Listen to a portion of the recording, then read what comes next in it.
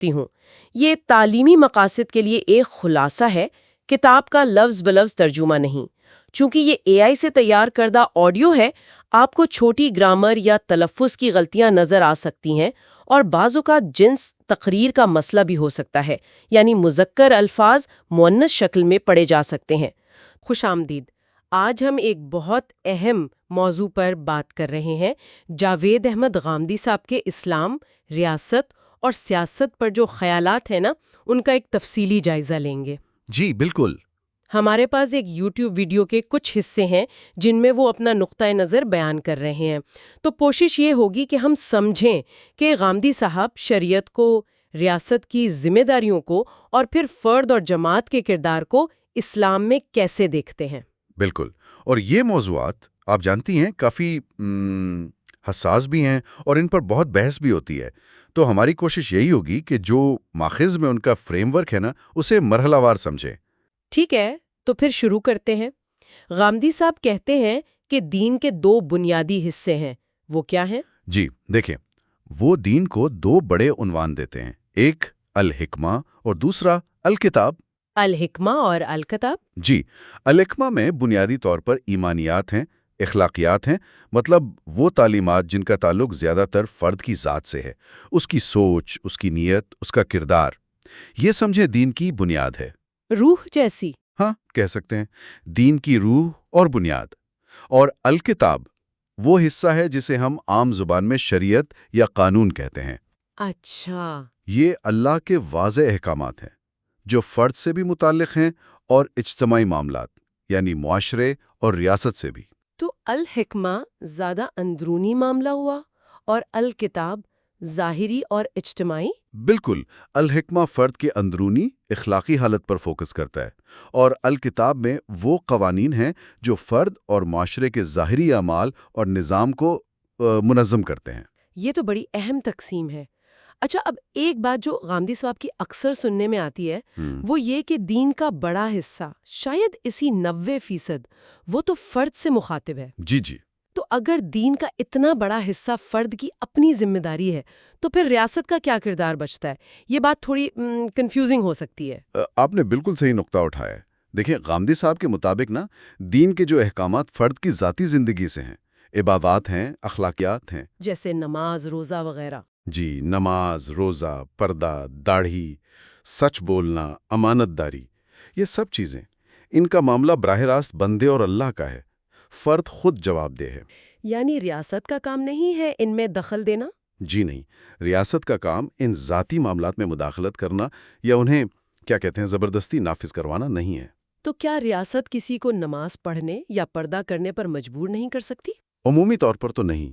غامدی صاحب قرآن کی بنیاد پر صرف دو معاملات میں ریاست کے کردار کی طرف اشارہ کرتے ہیں، ایک تو زکوٰۃ کی لازمی وصولی، اچھا، اور دوسرا نماز کا اجتماعی نظام قائم کرنا، لیکن وہ بھی تب اگر معاشرہ اجتماعی طور پر اس کا فیصلہ کرے۔ اچھا، یعنی اگر لوگ چاہیں تو۔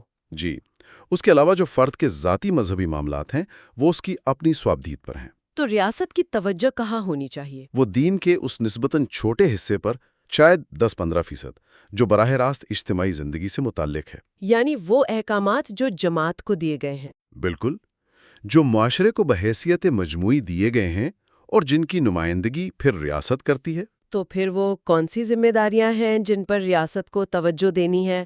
غامدی صاحب کے مطابق ماخذ میں تو کافی لمبی فہرست تھی، کیا ہم ان کے کچھ موٹے موٹے نکات بنا سکتے ہیں؟ ہاں بالکل، فہرست سے زیادہ ان کے بنیادی تھیمز کو سمجھنا بہتر رہے گا۔ غامدی صاحب کے مطابق ریاست کی جو کلیدی ذمہ داریاں ہیں وہ چند بڑے دائروں میں آتی ہیں۔ جی۔ پہلا، شہریوں کے بنیادی حقوق کا تحفظ، مطلب سب شہریوں کی جان، مال، آبرو کی حفاظت، قانون کی نظر میں برابری، اور ناجائز ٹیکس نہ لگانا سوائے زکوٰۃ کے۔ ٹھیک۔ دوسرا، عدل و انصاف کا قیام، یعنی شخصی معاملات جیسے نکاح، طلاق، وراثت، ان میں شریعت کے مطابق فیصلے کرنا اور معاشرے میں انصاف کو قائم رکھنا۔ صحیح۔ تیسرا، اجتماعی عبادات کا انتظام، جیسے جمعہ اور عیدین کا اہتمام کرنا، حج و عمرہ کے لیے سہولت دینا۔ یہ تو ریاستیں کرتی بھی ہیں۔ چوتھا، مشاورت سے حکومت چلانا، یعنی امرہم شورا بینہم کا جو قرآنی اصول ہے، عوامی رائے سے، مشاورت سے ریاستی امور چلانا۔ جمہوریت کی طرح؟ ہاں، اسپرٹ وہی ہے۔ 5واں، معاشرتی برائیوں کی روک تھام۔ لیکن یہاں ایک اہم نکتہ ہے۔ ریاست کی طاقت بنیادی طور پر ان منکرات کو روکنے کے لیے استعمال ہوگی جو دوسروں کے حقوق مارتی ہیں، جیسے قتل، چوری وغیرہ؟ بالکل، قتل، چوری، زیادتی، یا جو معاشرے کا امن خراب کرتی ہیں، جیسے فساد فی الارض یا کھلی بے حیائی۔ اچھا۔ 6، حدود اللہ کا نفاذ، یعنی جو مخصوص جرائم ہیں، زنا، چوری، قتل، قذف، فساد، ان کی سزائیں پوری شرائط کے ساتھ صرف ریاست نافذ کر سکتی ہے، کوئی فرد یا گروہ نہیں۔ یہ بہت اہم نکتہ ہے۔ جی، اور 7واں، اسلام کی دعوت کو دنیا تک پہنچانا۔ ریاست کی ذمہ داری ہے کہ وہ پرامن طریقے سے اسلام کا پیغام پہنچائے، اور اگر کوئی رکاوٹ ڈالے تو اپنی استطاعت میں اقدام کرے۔ یہ تو ایک واضح فریم ورک لگ رہا ہے، لیکن یہاں ایک سوال اٹھتا ہے۔ غامدی صاحب یہ ذمہ داریاں تو بتاتے ہیں ریاست کی، شریعت سے، جی، لیکن وہ اکثر ان تحریکوں پر تنقید کرتے نظر آتے ہیں جو نفاذ شریعت کا نعرہ لگاتی ہیں۔ تو ان دونوں باتوں میں مطابقت کیسے ہے؟ مطلب اگر ریاست یہ کام نہ کرے تو پھر کیا کریں؟ علماء کا کیا رول ہے؟ بالکل، یہی وہ جگہ ہے جہاں غامدی صاحب کا موقف بہت سے روایتی فعلات سے مختلف ہے۔ ان کے نزدیک اگر ریاست اپنی یہ شرعی ذمہ داریاں نہیں نبھا رہی تو علماء کا کام یہ نہیں کہ وہ بندوق اٹھا لیں یا بغاوت کریں یا صرف جذباتی نعرے لگائیں۔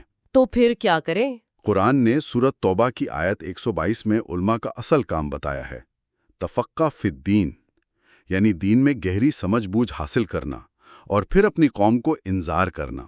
انذار، اس کا کیا مطلب ہے؟ صرف ڈرانا؟ نہیں، صرف ڈرانا نہیں۔ انذار کا مطلب ہے حکمت سے، علم اور دلیل کی بنیاد پر حکمرانوں کو، عوام کو ان کی ذمہ داریاں یاد دلانا، غلطیوں پر خبردار کرنا، نصیحت کرنا، ان کے شبہات دور کرنا، صحیح راستے کی طرف بلانا۔ یہ ایک علمی، ایک دعوتی کام ہے۔ اچھا۔ علماء ریاست سے ان مخصوص ذمہ داریوں کو پورا کرنے کا مطالبہ ضرور کریں گے جو شریعت نے دی ہیں، لیکن وہ اسے شریعت پر عمل کی دعوت کہیں گے۔ نفاذ شریعت کا وہ مبہم نعرہ نہیں جس کی اکثر کوئی واضح شکل نہیں ہوتی۔ لیکن یہ طریقہ کچھ لوگوں کو شاید بہت پیسو لگے کہ بس باتیں کرتے رہو۔ کیا عوام کا کوئی کردار نہیں ہے اس میں؟ دیکھیں، غامدی صاحب کے مطابق عوام کا براہ راست کردار نہیں ہے پہل کرنے کا، لیکن ایک ذمہ داری ضرور ہے۔ اگر علماء علم اور بصیرت کی بنیاد پر یہ انذار کا کام شروع کرتے ہیں، ٹھیک؟ جی۔ اور انہیں عوام کی مدد چاہیے اپنی بات کو مؤثر بنانے کے لیے، یا اگر ان پر کوئی دباؤ آتا ہے تو پھر عوام پر نصرت یعنی ان کی مدد کرنا لازم ہو جاتا ہے۔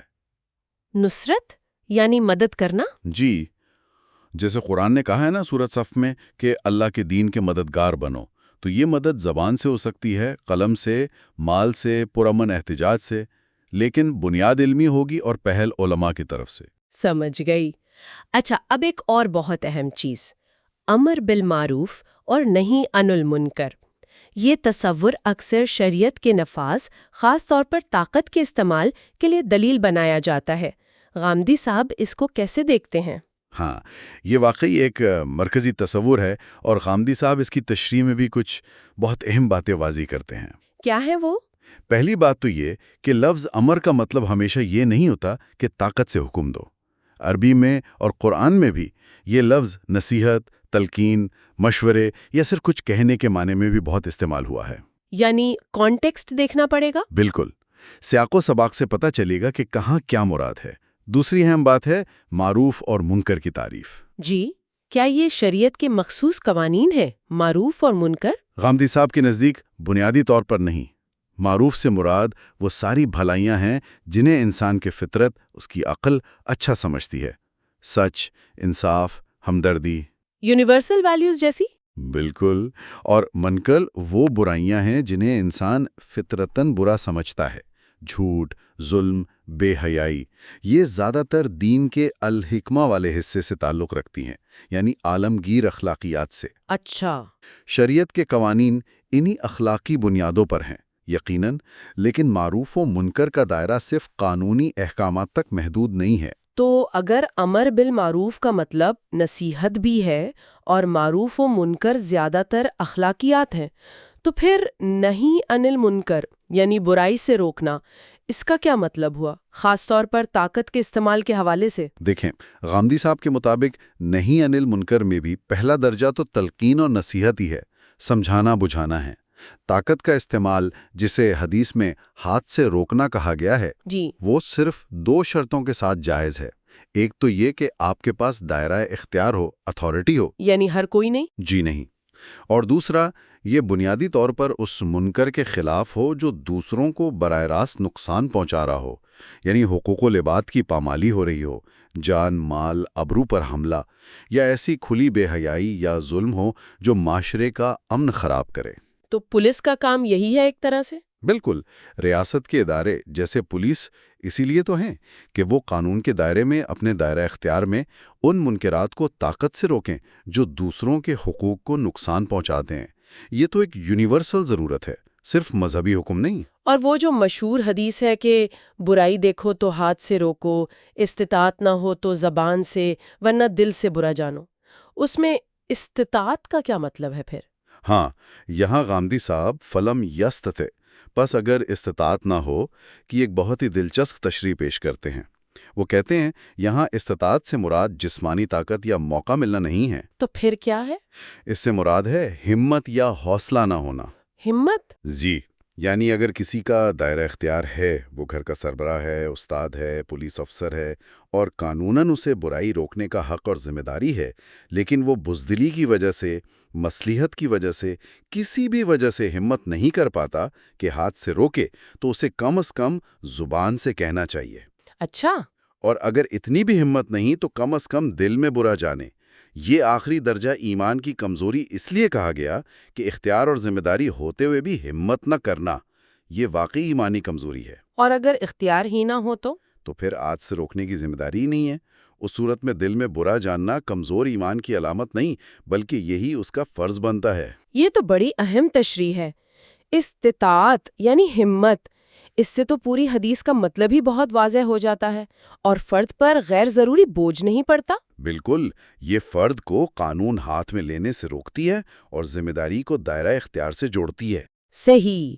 تو اب ان سارے اصولوں کو اگر ہم سامنے رکھیں اور آج کل کی جو مسلم اکثریتی ریاستیں ہیں جیسے پاکستان، ایران، افغانستان وغیرہ، وہاں کچھ قوانین نافذ ہیں، جیسے حجاب یا داڑھی پر قوانین، یا خواتین کی تعلیم یا ڈرائیونگ پر پابندیاں، رمضان کے احترام کے قوانین، یا توہین مذہب وغیرہ کے قوانین، تو غامدی صاحب کا فریم ورک ان پر کیسے لاگو ہوگا؟ دیکھیں، غامدی صاحب کے اصولوں کی روشنی میں اگر دیکھیں تو اس طرح کے بہت سے قوانین میں کئی مسائل نظر آتے ہیں۔ مثلاً اکثر تو یہ ہوتا ہے کہ وہ اخلاقی رہنمائی جو الحکمہ کا حصہ ہے اور قانونی نفاذ جو الکتاب کے خاص دائرے سے متعلق ہے کو آپس میں گڈمٹ کر دیتے ہیں، یعنی جس چیز کی صرف ترغیب دینی چاہیے تھی اسے قانون بنا کر لازم کر دیا جاتا ہے۔ اچھا۔ کئی قوانین میں نہیں انل منکر کے تصور کو غلط طور پر ذاتی پسند ناپسند تک پھیلا دیا جاتا ہے، حالانکہ اس سے کسی دوسرے کو براہ راست کوئی نقصان نہیں پہنچ رہا ہوتا۔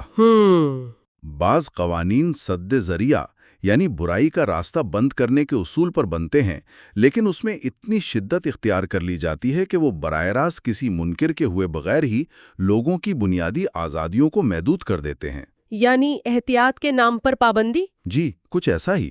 اور پھر وہی بات کہ انفرادی مذہبی احکامات جیسے حجاب، داڑھی، نماز، ان کے نفاذ میں ریاست کا کردار بہت محدود ہے۔ ریاست کا کام ان معاملات میں قانون بنانا نہیں، زیادہ سے زیادہ تعلیم و ترغیب دینا ہے۔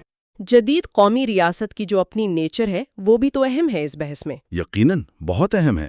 یہ جو جدید ریاستیں ہیں یہ بین الاقوامی معاہدوں کے تحت بنی ہیں، اور نظریاتی طور پر تو یہ اپنے تمام شہریوں کی نمائندہ ہیں، چاہے ان کا مذہب کچھ بھی ہو۔ صحیح۔ ان کا کردار پرانی مذہبی ریاستوں یا سلطنتوں سے مختلف ہے۔ جمہوری ریاستوں میں قانون تو بنتا ہے اکثریت کی رائے سے، لیکن اس کی بھی حدود ہیں۔ بنیادی انسانی حقوق، اقلیتوں کے حقوق، ان کا تحفظ ضروری ہے۔ تو ریاست کا اپنا کوئی مذہب نہیں ہوتا؟ غامدی صاحب کا نقطہ نظر یہی ہے کہ ریاست کا بذات خود کوئی مذہب نہیں ہوتا، وہ تمام شہریوں کی مشترکہ ہوتی ہے۔ ہاں، حکومت اکثریت کے نظریات کی عکاسی ہو سکتی ہے، ان کے مطابق قانون بنا سکتی ہے، مگر ایسے نہیں جو بنیادی انسانی حقوق کے خلاف ہوں یا شریعت نے جو ریاست کے فرائض بتائے ہیں، عدل، جان و مال کا تحفظ، ان سے ٹکراتے ہوں۔ پاکستان میں اسلامی قوانین کے نفاذ کے طریقے پر بھی غامدی صاحب نے کچھ کہا ہے؟ جی، ان کی ایک تنقید یہ رہی ہے کہ پاکستان میں اسلامی قانون کے نفاذ کا طریقہ تاریخی اور اصولی طور پر درست نہیں تھا۔ ہونا یہ چاہیے تھا کہ کیا ہونا چاہیے تھا؟ بجائے اس کے کہ انگریزوں کے قانونوں کو بنیاد بنا کر ان پر اوپر سے اسلامی لیبل لگائے جائیں، بہتر یہ تھا کہ جو بر صغیر میں 1000 سال سے مسلمانوں کا اپنا قانونی اور فقہی نظام چل رہا تھا، جسے اینگلو محمڈن لا بھی کہتے تھے، اس کو بنیاد بنایا جاتا۔ اچھا۔ اسے وقت کے مطابق اپ ڈیٹ کیا جاتا، اس میں اصلاحات کی جاتیں اور اسے ملک کا قانون قرار دیا جاتا۔ اس طرح قانون اپنی زمین سے، اپنی تاریخ سے جڑا رہتا اور زیادہ قابل عمل ہوتا۔ یہ تو ایک بالکل مختلف اپروچ ہے۔ جی، تو اگر ہم ساری بات کو سمیٹیں تو غامدی صاحب کے نقطہ نظر کا جو مرکزی خیال ہے وہ فرد کی ذمہ داری اور ریاست یا جماعت کی ذمہ داری کے درمیان ایک واضح فرق ہے۔ بالکل۔ اور ریاست کا کردار شریعت کے نفاذ میں خاص اور محدود ہے۔ بنیادی توجہ عدل و انصاف پر، شہریوں کے حقوق کے تحفظ پر اور ان اجتماعی برائیوں کو روکنے پر ہے جو دوسروں کو نقصان دیں یا معاشرے کا امن خراب کریں، نہ کہ افراد کے ذاتی مذہبی معاملات میں مداخلت پر۔ بالکل درست خلاصہ کیا آپ نے۔ صحیح۔ اور یہی فرق اور نقطہ نظر ایک بہت اہم سوال بھی اٹھاتا ہے جس پر شاید ہمیں سوچنا چاہیے۔ وہ کیا؟ وہ یہ کہ غامدی صاحب کے اس فریم ورک کو دیکھتے ہوئے جو عالمگیر اخلاقیات اور مخصوص شرعی قوانین میں فرق کرتا ہے اور ذاتی دینداری کے لیے فرد کو ذمہ دار ٹھہراتا ہے، تو کیا آج کے معاشرے مذہب اور عوامی زندگی کے تعلق کو اس طرح استوار کر سکتے ہیں کہ ایمان کی روح بھی باقی رہے اور فرد کی آزادی اور جدید ریاست کے تقاضوں کا احترام بھی ممکن ہو؟ یہ واقعی ایک گہرا سوال ہے اور اس پر یقیناً سوچ و بچار جاری رہنا چاہیے۔ آج کی اس گفتگو میں ہم نے جاوید احمد غامدی صاحب کے اسلام، ریاست اور شریعت سے متعلق کچھ بنیادی خیالات کا جائزہ لیا جو ہمیں ماخذ سے ملے۔ امید ہے اس سے ان کے موقف کو سمجھنے میں کچھ مدد ملی ہوگی۔